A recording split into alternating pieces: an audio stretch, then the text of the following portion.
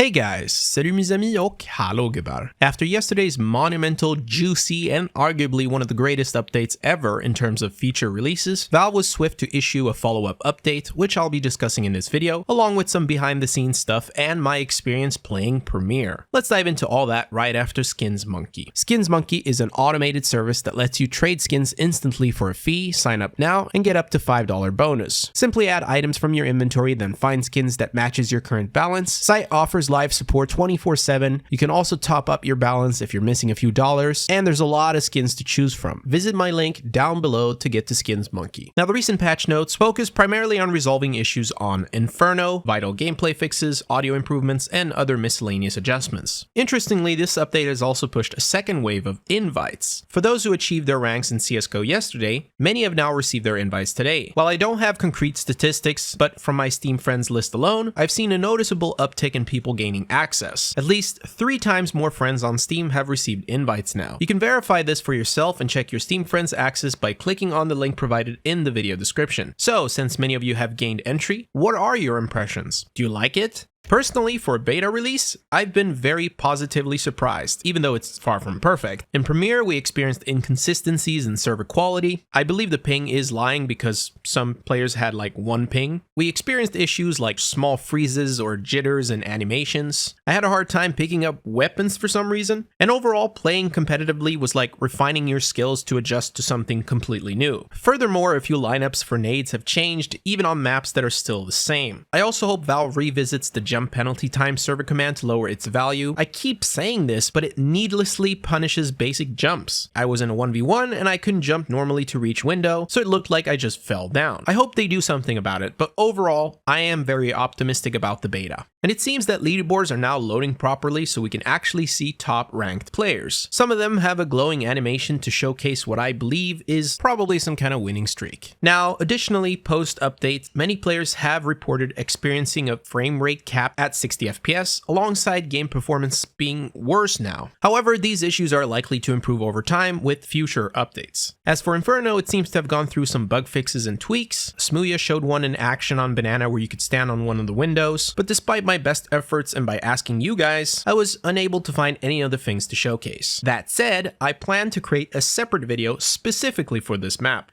Most of this doesn't seem like much, but one notable change in this more modest update is a gameplay fix that prevents players who survive the last round before overtime from carrying over their items. This happened to me yesterday, and I didn't even realize it until a friend pointed it out. He was like, "Why do you have all your stuff?" It felt so wrong. Anyway, that's fixed. They've also temporarily disabled casual matchmaking due to an end-of-match server hangup, but that will most likely work again very soon. Another big fix addresses a problem where players leaving during the veto phase in Premiere received multiple cooldown penalties. Basically, Valve kept kicking them in the face while they were already down. At least the punishment is less severe now. There have also been some minor changes and fixes related to weapon finishes. I checked the Nox gloves, those are my go-to, and they're still very washed out grayish compared to CSGO's darker, elegant appearance. Moreover, they've corrected a crash triggered by switching audio devices. We also noticed various tweaks and fixes to Premiere's user interface, such as the round bar in the middle of the scoreboard being missing for some users. There are also new particle effects during match searching, essentially minor quality of life improvements. If you've ever wondered what the red indicator is during the veto process, I believe it signifies the enemy's wins on specific maps, which is meant to be used to counter them on their wins. This is why I believe the contrast is with the blue color on your profile, which shows your own wins. I like how this feature reminds me of our web extension VisusGG for Faceit, which conveniently displays map win percentages. It wasn't my intention to plug this here, but it felt very relevant to this in-game feature,